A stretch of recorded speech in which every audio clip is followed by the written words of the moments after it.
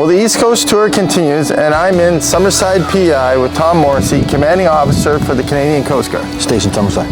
Stationed in Summerside. Yeah. Yeah, good to see you. Yeah, nice to see you, Paul. Nice to see you. So, welcome. You know, I met you last time. Yeah. With what I consider a legend in horse racing. Yeah. Yeah, Jim Whalen. And I was lucky enough that he brought me down to meet you, and we set this up. And I'm so excited today because we got back to actually get it done. Yeah. You know what? When I met you, I never got an opportunity to ask you one key question, which I always really like to ask. Why the Coast Guard?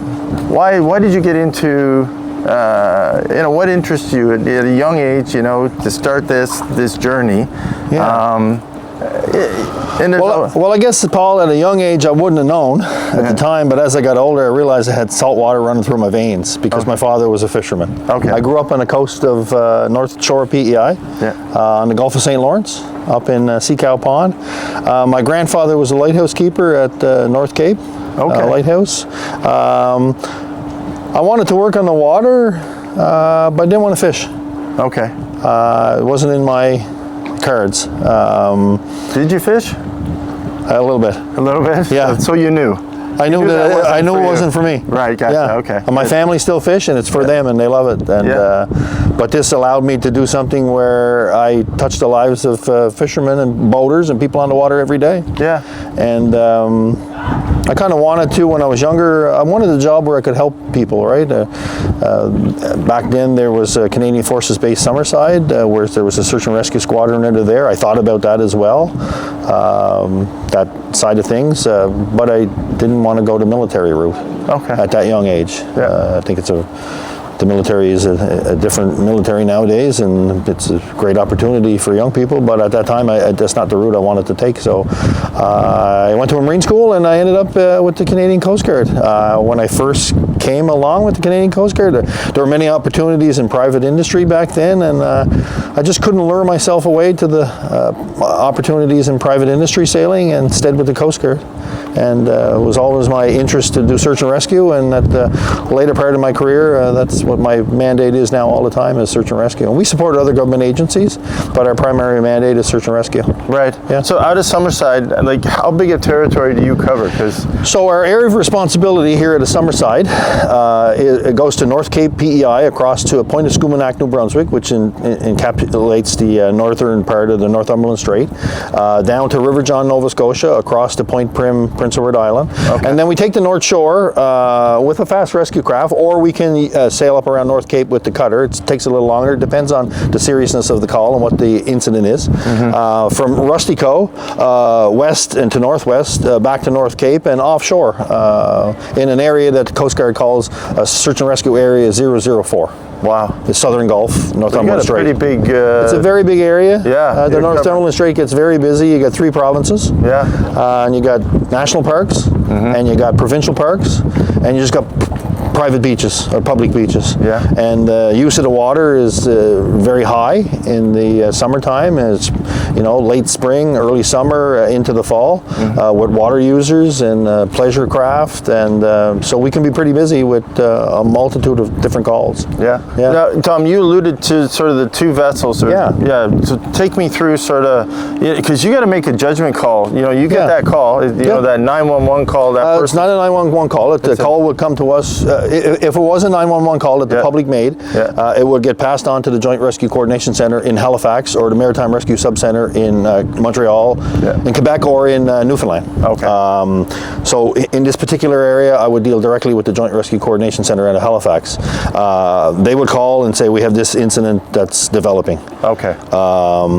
Give me the details, and then it's our decision to decide, okay, geographically, where is that at? How serious is it? How quickly do we have to get there? And what bodies of water we have to transit to get to that location.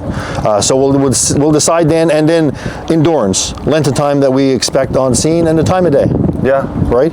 If it's in October and it's late in the daytime and I'm going to be searching all night, well, this has a higher endurance and more ability to for the crew to be comfortable on, so that they can stay for that extended period of time to search.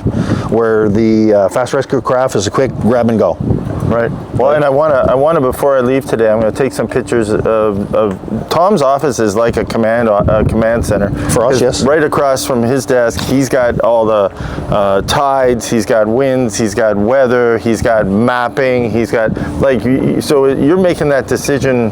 A quick look at the wall several times a day, but a quick look on the wall on the way out the door. Yeah. Also lets me know if I'm taking that craft or this craft. Right. If I have lightning storm approaching from the province of New Brunswick across southeastern New Brunswick, across the Northumberland Strait, and a lot of lightning strikes, well, I'm not going to expose my staff to an open boat. Yeah. So we'll have to take the fast rescue, or we'll have to take the Coast Guard cutter. Yeah. So a quick look at that, a quick look at the tides, because it depends on what the tide's doing. They move in two different directions in the Northumberland Strait, where they can be pulling someone to the north or pulling them to the south. It's just a quick reference to see what was going on before you depart, and or if you have to take someone to a safe harbor, okay, what the tide situation is, do you have enough water to get in there? Okay. And or do you have enough water to approach the beach with a craft that takes a deeper draft versus a craft that you can put right on the beach. Right. And the crew. So how many people would you? So there's four. There's 8 stationed in Summerside. Okay. There's 4 on duty all the time. Right. And so there's 4 shifting. If the cutter goes, there's 4 people go on it. If the fast rescue craft goes, there's 3 people go on it. Okay. The fast rescue craft has seating for 3 employees with shock mitigating seats. Okay. So that's why we take 3. Oh, okay. Yep. So you guys, middle of the night, anytime, you're 24/7. You actually move quickly. You're on setting up, and then off you go. And as you mentioned, you're doing it based on the weather and all the circumstances happening. Yeah. When I was here last time, you were sharing some really cool information about the cutter, which I thought was wild. Yeah. So you take the cutter out, and you got big swells. The waves are going. The benefit to that is, why don't you talk to me about So the cutter is only shut down in 65 knots of wind, and that's Hurricane Force 1. Right. Beyond that, or prior to that, the cutter is still on standby for search and rescue deployment. Okay. The cutter is a 47-foot high endurance motor lifeboat. It's capable of operating in quite adverse weather conditions and staying on scene for an extended period of time. It's designed to protect the crew and designed to bring the crew back with survivors on board as well. The cutter has a top speed of 24 knots, also in adverse weather conditions. Again, it has shock mitigating seats to protect the staff. It's got seat belts on board. Yeah. The cutter, in the unfortunate event that it would get knocked down by the environment it's operating in, like a breaking sea, the cutter will lay down. If the cutter actually happened to unfortunately capsize, it would self-right itself in 7 seconds.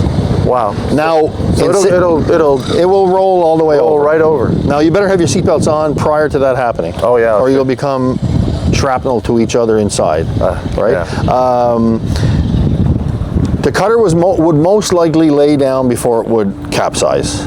If you look at the top and the mast, the cutter has a buoyancy tank on it with 1 pound of pressure in it. Okay. And it would be similar to if, Paul, if you were in a kayak or a canoe and it went to fall over and you reached out with your paddle. Okay. And your paddle would stop you from rolling over. So if the cutter was unfortunately knocked down by the environment it was operating in, it would roll over, and before the next wave, because the periods are far apart enough, before the next wave would come and affect it, breaking, the buoyancy tank would hit the water and most likely can come back and self-right itself, not self-right itself, stand itself back up before the next breaking wave would come. Okay, I got to ask you the question, has it ever happened to you? So it's happened to me twice, not this one in particular. This is the Cape Fox. Yeah. It's here for 2 years while the Cap Nord is on its VLE, Vessel Life Extension. Okay. So it happened to me when I was stationed in Surrey on the Cape Spry, on the North Shore of PEI, responding to a call where a bunch of fishers were in trouble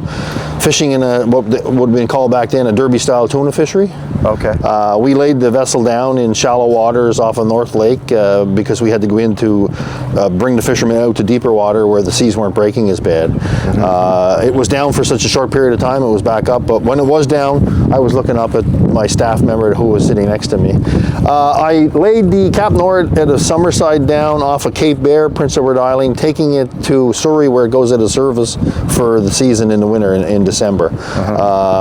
It was just kind of a fluke. It seemed to have fallen off instead of the front side of the braking wave, it fell off the back side of the wave into the trough. Okay. Yeah. And then again, it wasn't down very long.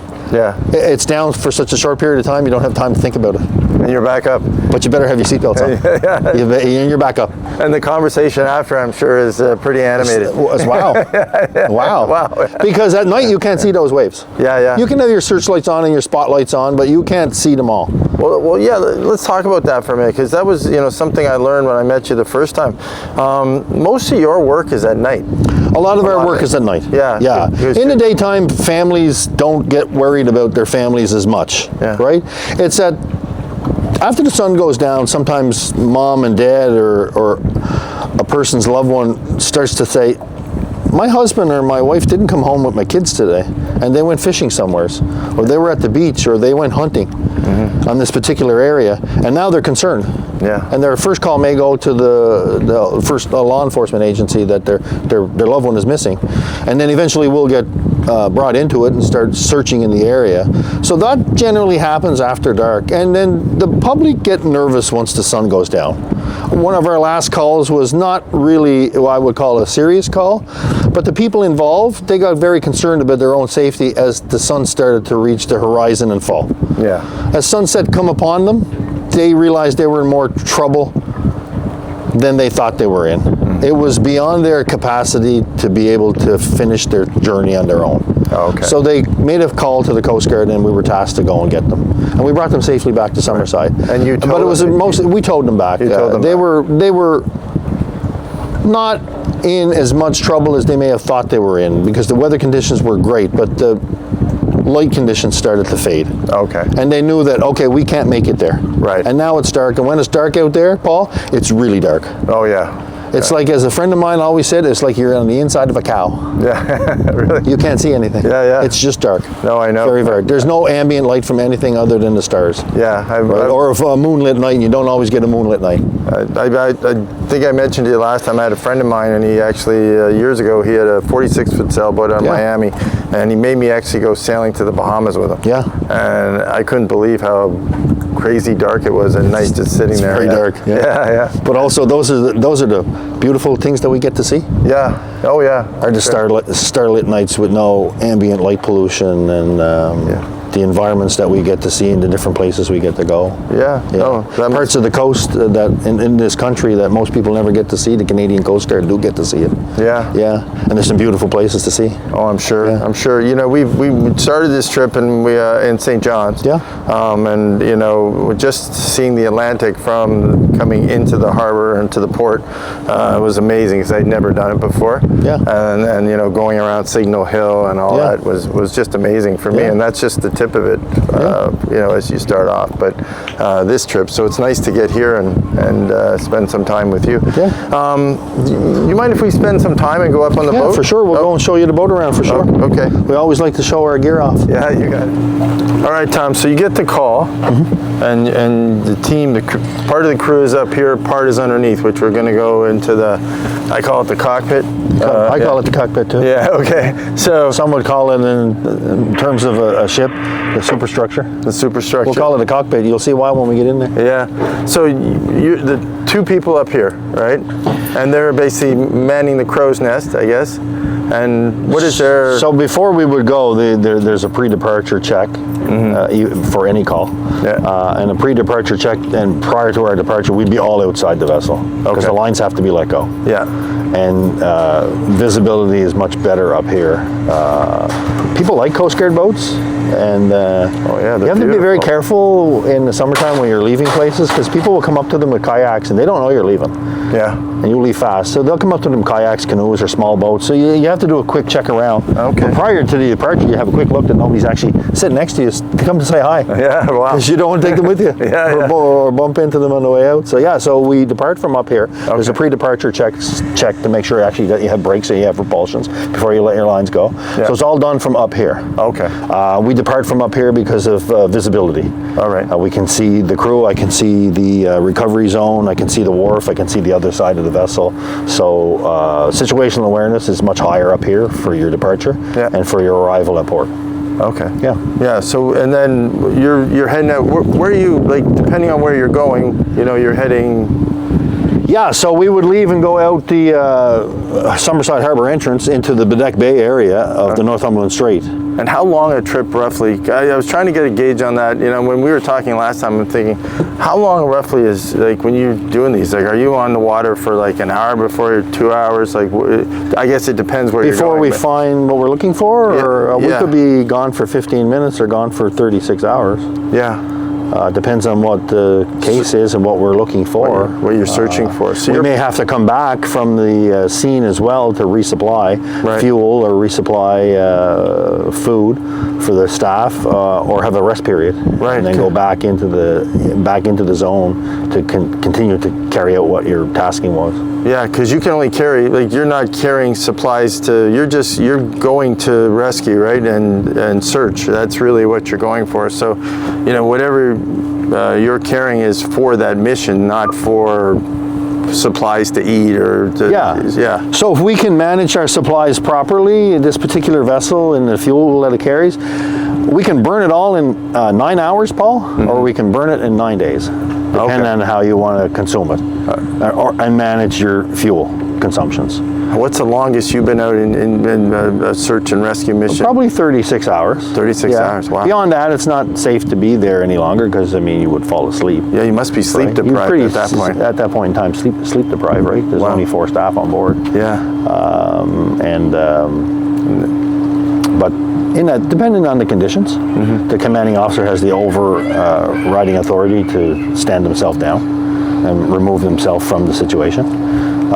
If the search becomes a period of time where rest becomes an issue, we would just notify the Joint Rescue Coordination Center that we're going back for a rest period, and then we'll join the search after the rest period is over or after we've resupplied the vessel. The tough part must be once you're on the hunt to go is the adrenaline's going. You want to find the people. You want to complete what you're doing. That's the tough part, I imagine, right? It is, Paul.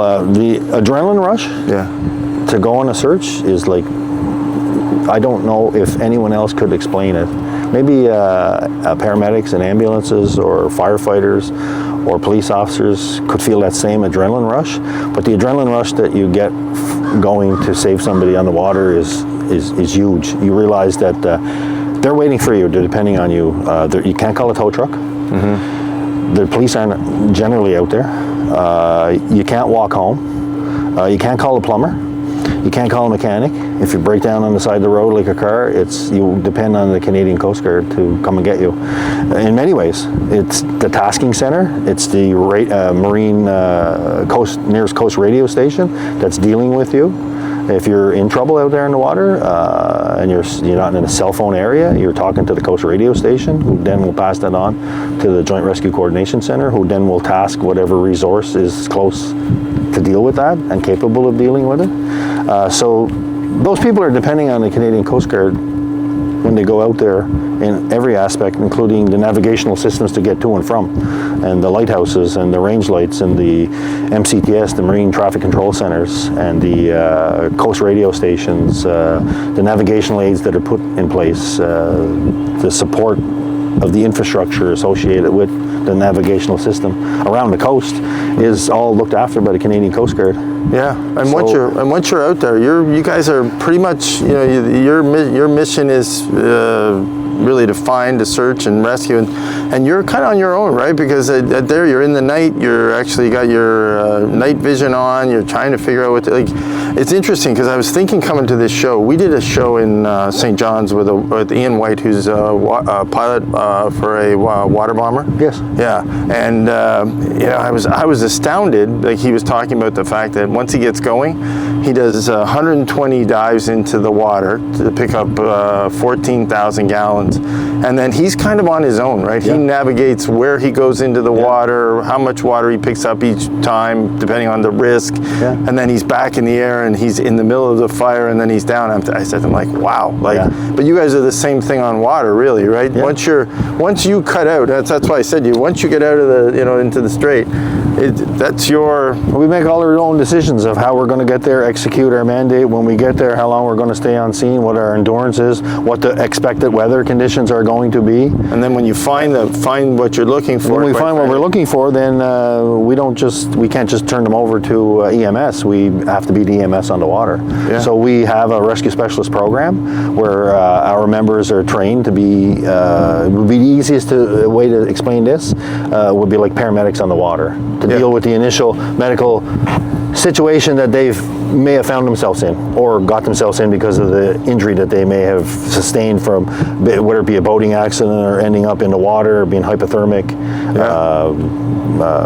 Drowning victims, our staff are trained to deal with that initial medical response and then the patient care until we can turn that individual over to EMS. Yeah, well, that's what I was astounded by when I met you, because I'm thinking to myself as you were talking last time, I'm thinking, okay, Tom had to learn all of this, so when we go down how to navigate and how to operate, and then quite frankly the navigational piece of it, and then the search and rescue piece on top of it, which we're gonna see when we go down. Yeah. So once those people are located and secured on board, then getting them also secured while taking care of them in case, like we did talk about, in case it does turn or capsize as you're trying to treat them. And all putting yourself in the harm's way of, quite frankly, what's ever happening on the water, right? Yeah. Yeah. It's amazing. And the time, so like you took, and when I talked to you, you'd been started, you mentioned in BC, and you were out there it wasn't BC. It wasn't BC, sorry. I did spend some time in Newfoundland. Newfoundland, okay. And then Nova Scotia, New Brunswick, PEI, parts of Quebec. Okay. So the east coast of Canada. But you learned there. And the Arctic as well. Yeah. But yeah, you learn from the ones ahead of you. Right. You can learn from a school, which is great, because everyone needs that schooling. Yeah. But then you learn from the ones who are your preceptors when you arrive there, who take you underneath their wing and show you how to do your job actually in a situation like that, under pressure. Yeah. Then you model yourself after the ones you decided in your own mind that, okay, that's who I want to be when I grow up. Right. I want to be like that fella, that girl, or that human, right? Oh, that's who I want to be like, right? So you meet all kinds of different people that you work with, colleagues, through your career, and you learn from them all. Yeah. How to do your job better. Well, because the training, as we were talking about last time, what caught me was, you can go through all the training in the world, but quite frankly, the experience you get from the actual situational training is what really probably is the most key you're going through, because as you're moving and if you make one wrong move, you're putting your crew at harm's way. You're putting your crew, you're putting your asset at harm's way, you're putting the environment at harm's way. There's all kinds of things that can get harmed, or the public. So you have to consider all those things as you're out there on the waters, because you're not alone. There are other people using the waterways as well. Yeah. So you have to consider that. Most of the time when you're departing, it's the busiest part of the ocean is along the coast. It's where the majority of the people play or trade or make their living is close to the coast, and they come to and from the coast to get back ashore for their rest period, or to bring their product ashore, or to go home for the day. Right. So you have to deal with them as you're coming and going as well. And when you're coming and going, sometimes you have to come and go really fast. So you have to consider all of the obstacles in your way while you depart, and make sure everybody's safe and that you didn't cause anybody harm while you were executing your mandate. Yeah. So, and then it's you said, Paul, learning. It's a never-ending learning period. Your entire career, because as we evolve with new technologies and new pieces of equipment, you have to learn the new pieces of equipment as well. This vessel was just rebuilt 1 year ago. After serving for approximately 20 years, it was rebuilt, but it came back with a complete new system. The only thing that would have come back would have been the hull. Right. All its navigation package, its fly-by-wire features, its seats, everything, its propulsion system is all new, and you have to learn that again. Yeah. And you have to learn it just from a training, and then learn it out there. Learn what it can actually do, because once you got it out there, you're playing with it in a live situation. It operates a little bit different than it did for the last 20 years. Yeah, because of its new systems that are installed on board. But they're new improved systems, right? That will extend its life into the future and to serve Canadians. Yeah. So as you're heading out and you're here, so you guys are rotating as you're going through. You mentioned as you're shifting positions and getting ready. If you're up here for like 12 hours searching for people, so how do we rotate each other out? We have to be also have to be concerned about your crew fatigue, so you take opportunities to spare each other off. The cockpit and the survivor's compartment are air conditioned, so if it's in the summertime, the doors will be closed, and they have to be closed when you're at sea anyway, because they're watertight doors. They're required to be closed by Transport Canada rules. You can go down there for a rest period where you can have a snack. There's microwave and stuff on board. You can have a quick snack. You can have a quick rest. Take yourself out of the heat for a while. Replenish yourself, and then come back up and continue to search again. The design of the vessel with the flybridge, for two reasons. It's situational awareness. Situational awareness when you're on search as well. Because if you're up here, if you're down there, you can't hear somebody yelling. If you're up here, you can hear somebody yelling.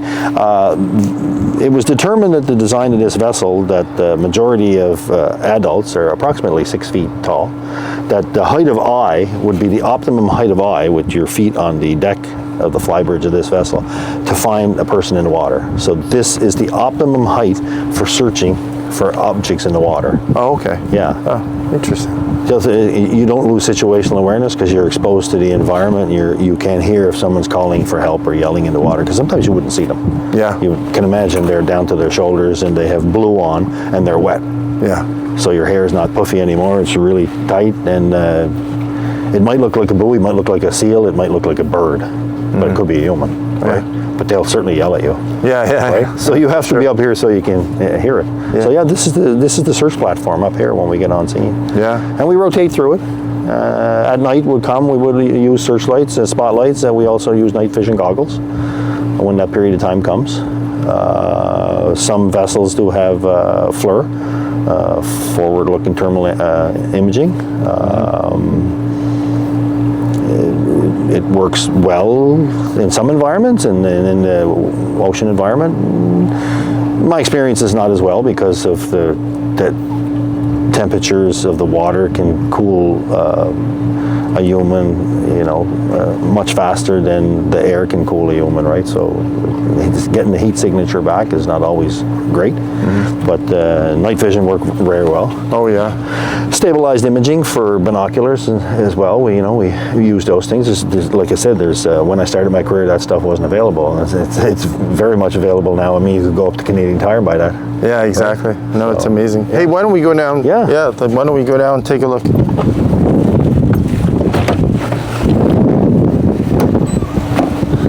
Chris, you got to see this.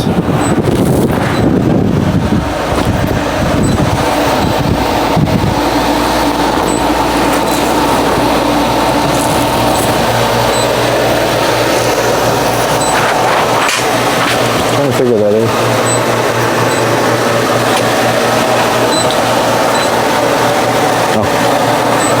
Or do you want to shoot?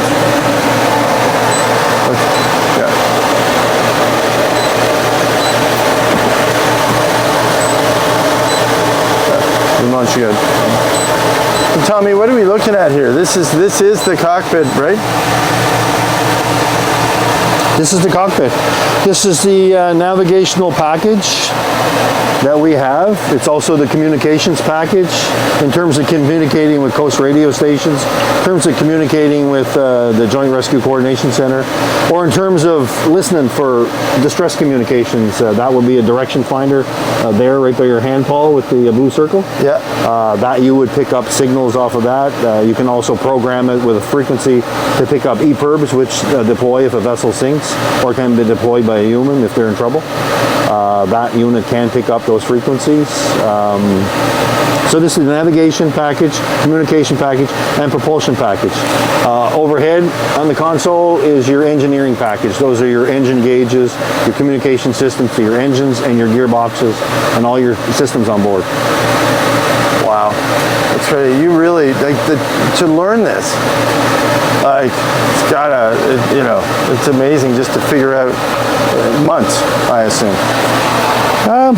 It can take you a period of time, but if you're used to the equipment, as it changes and evolves, some, but it keeps a lot of its old technology in place, which you would have from your memory muscle. But yes, for a new person to learn how to use some of this stuff, it does take quite a period of time. Yeah. Because you can imagine you're reaching to touch buttons at night. And you don't want to affect your night vision because it takes 20 minutes for your pupils to readjust. So that's why we would have red lights.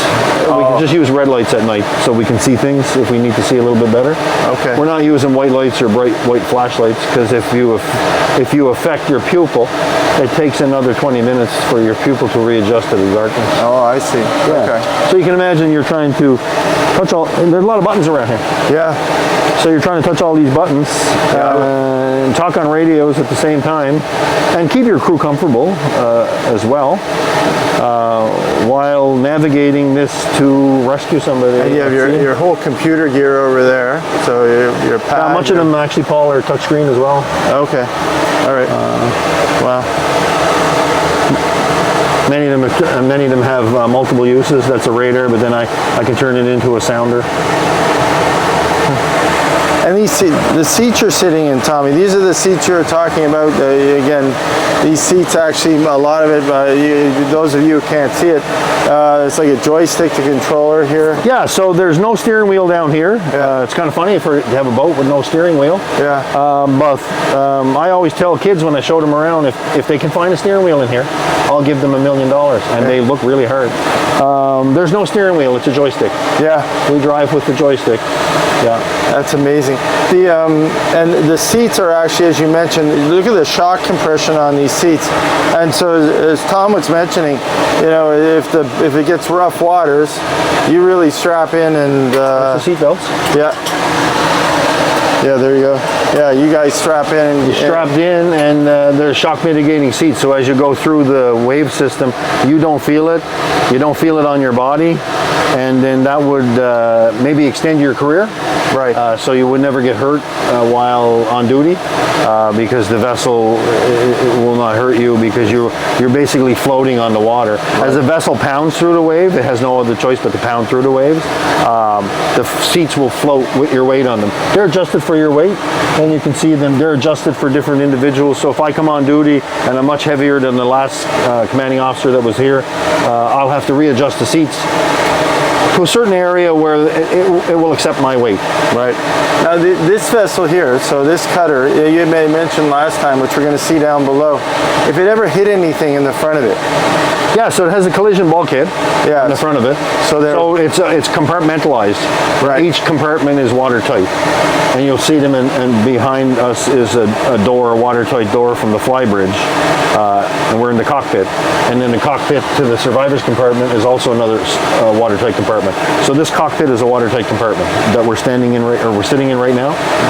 And then forward is another watertight. There's several watertight compartments that we go forward to until you get to the collision bulkhead. Right. And the collision bulkhead, the nose could be sheared off and it would still float. Wow. The collision bulkhead is not accessible. In a short period of time, it would probably take you 45 minutes to access the compartment inside the collision bulkhead because you have to take a plate off that's bolted to a bulkhead to access it. All right. Wow. Yeah. It's amazing. So this thing is, as far as, I'm sure there is a way for it to actually sink, but quite frankly, they've thought of everything. Right? They thought of everything. They thought of everything. It rolls over in 7 seconds. It can roll over in 7 seconds. Has collision bulkhead on it. If you put a hole through the hull, we have the ability. There's 12 bilge pumps on board. Yeah. We have the ability to pump the water off. off, then we have external pumps that we can use as well, auxiliary pumps, to pump the water off. But it would be a decision between myself and the engineering officer whether we were even going to bother pumping it, because the water will come in, it will create a new water line, and it will only sink to that level. Oh, okay. And then the water will stay in that compartment, but it won't go any deeper because it can't get into the other compartments.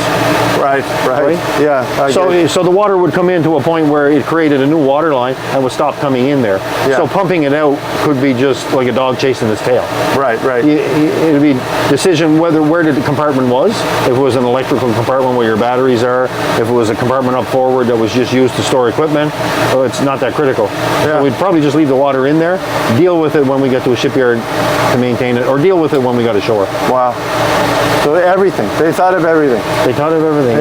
It's quite a design. It's quite very a design. Impressive. Yeah. It's very impressive. Yeah. I was amazed when I first saw it. You know, do you mind if we go down one more? I just want to, this is the other part I was really amazed at when I came last time. And this is kind of the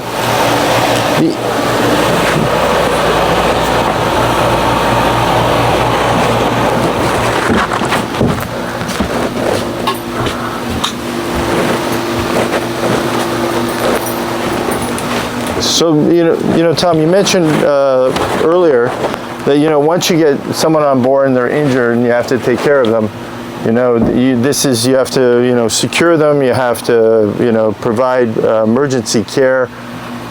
This is where you're doing it. This is this is officially called the survivors compartment. So where the survivors would end up. We call it the tin can ambulance part of the boat. Okay. It truly is the tin can ambulance. If you look around, it looks like the back of an ambulance. It's set up like the back of an ambulance. Because it's a boat, it's not an ambulance, so it actually has to be configured so that if it was to roll over on its side, that things don't move around. Everything is strapped in and secured. Mm-hmm. Everything is bolted down and nothing moves. Yeah. You have to make sure all the medical supplies don't move. They're all located underneath the deck in compartments, so they can't flip around and get broken up or cause havoc to us or the survivors who are on board. Yeah. If it was one survivor required to be in a litter stokes, the litter stokes will be located here. The litter stokes right now is up forward because it's a better place to store it. The person would be here, so the rescue specialist or the crew member on board dealing with that individual, if they were incapacitated, that individual would be lying right here at a height where the crew member could stand and check on the individual, and these seats flip down, these settees flip down, and then if it's a long steam back to shore and you have that individual in the litter stokes, the crew member who is looking after that individual can stay right with them. They can sit on the settee over there, or they can lay that one down where they can lay down underneath the injured individual. Wow. So the injured individual or the victim is just above them in a litter stoke. Yeah. So think, you know, just again putting in perspective for the people listening. You know, you imagine you got someone in here, you're caring for them. You know, behind me down there is all the engine area. So if there's an issue with engines or something needs to be done as you're moving along, you got someone working on the injured people or person. You got someone working on the engine. You got the crew navigating the boat. You guys, for 4 people, you guys got a lot going on, right? Yeah, because I mean, even though this is the tin can ambulance part of the vessel, it's also the engine management system for the engineer. Yeah, is located down here. You have to get to the engines down here. They're located in there. So it's an on-man engine room. That's why it has a glass so you can have a look in. It also has cameras in there. Yeah. But all of the gauging is moved off outside of the compartment so that in adverse weather condition, unless you had to go down there, because all the systems are redundant, they all have backup systems, unless you had to go down there for a reason, you wouldn't go down there, because you could get hurt and it's very hot. When you come back and open that door to go and do your arrival checks, it will be like walking into a burning building. The heat that hits and rushes up your nose is like, whew, oh, that was a hot one. Okay. Yeah. Yeah. But I'm glad we got a chance to come down here, because quite frankly, you go up on the crow's nest and everyone's like, oh, this is beautiful. You go back into the cockpit and you realize how much is going on, and then you come back here and you realize there's also crew back here taking care of people. Yeah, taking care of people, management systems. The engineering. The engineering aspect of it is here. The engine management system is here for the engineer. There's also a repeater up in the cockpit if the engineer happens to be up there with the pilot. So you have your engine management system here, your vessel monitoring. You can see everything going on with the vessels, all your data, any of alarming, any servicing required. All your documentation is on here. If you want to look at publications, they're all on here. If you require support, you can ask for support. So we'll go back to Gessner, we'll go back to engine vessel monitoring. Oh, it's amazing. Tom, I got to ask you a question. Yeah. So are a lot of people applying to do this now? Is the Coast Guard? We had a period of time where applications right now. We had a period of time where maybe people weren't as interested, but it seems that now we have a lot of people who are more interested. We have more people coming around asking questions about the Coast Guard. I think Coast Guard is probably making a better job through social media, Paul, of advertising itself. Where before, it's easy to see a police car or an ambulance or fire truck in a local community. You have access to them all the time because they're around the public. Right. But the Coast Guard was along the coast, and unless you're involved in coastal activities, fishing or boating to some degree where you'd have a lot of contact with the Canadian Coast Guard, your contact with them was not great, because a lot of times they'll come back behind a secured fence to a Coast Guard base. Here we come back to a Coast Guard facility, but we're not behind a secured fence. We're along the boardwalk of the city, and the public get to ask us all kinds of questions. But I think the Coast Guard is actually making a better job of advertising itself as an organization that you can come and work to, and it certainly has some people are interested in shift work, some people are not interested in shift work, but it does have a leave system, equal time on for equal time here. So if you're on duty for 2 weeks, you're off duty for 2 weeks. Yeah. If you're on duty for 28 days, you're on duty for 28 days. Yeah. And how long have you been doing this for? In excess of 30 years. Yeah. Yeah. And I wanted to, just as we finish up, I just wanted to thank you, because, that is the, as I got to know you, and last time I mentioned to the viewers that I met you with Jim, I got in the car and I said, Jim, we're lucky to have you doing this, because you training and teaching the gentleman that I met, this is the second time out, and I'm meeting those younger gentlemen that are actually all learning the trade. And it's nice because you're teaching them, as you said, the mentoring that you're handing down to them is the important part. And you can see it when I spend time with you and I listen to you. I think, man, if someone wasn't telling them all this, they'd have to be learning that cold on-site, as they were doing it, and they're lucky to have it. So we have lots of time to actually talk about those things, right? Because we're together for extended periods of time. Even if we're on a call, we can just talk about, well, this is what happened 12 years ago when we're on a similar call, and this was what the outcome was. And the environment kind of tends to not change itself too much in regards to the outcomes. But yeah, those young crew members that I have, that was me 30-some years ago. Yeah. And I looked up to the ones I looked up to who mentored me. So yeah, it's my job to mentor them before I'm gone. Yeah. And it will be their job to mentor. If I make a good job of mentoring them, Paul, they will make a good job of mentoring who comes behind them. Yeah. Yeah. Wow. I remember all the people that were nice to me for my whole career and helped me along. Yes. Yeah. Well, I hope you keep doing it. Yeah. Thank you. Well, thanks. Appreciate it. Thanks for coming. Thanks for the time. Yeah.